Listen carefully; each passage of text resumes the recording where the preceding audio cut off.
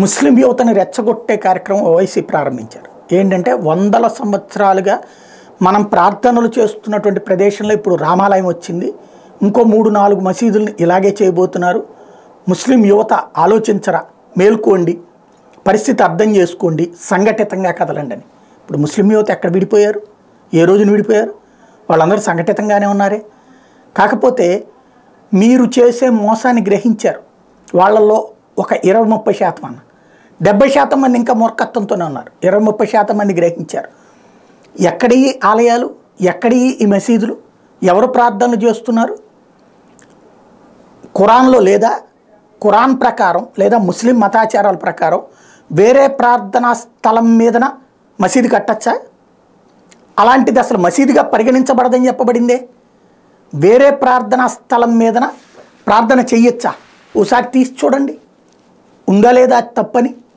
మరి అయినా ఆలయాలు కూల్చి ఆలయాలకు సంబంధించినటువంటి అదే కట్టడాల్లోనే కట్టినటువంటి మసీదు ఎలా అసలు వాడుకలోకి వస్తుంది? అందుకే మొదట్లో ప్రార్థనలు చెయ్యకపోతే అయోధ్యలో అక్కడ ఉన్నటువంటి బాబర్ కట్టడంలో ఆ తర్వాతన కావాలని రెచ్చగొట్టి ముస్లిం మత పెద్దలు అక్కడ ప్రార్థన చేయించడం ప్రారంభించారు.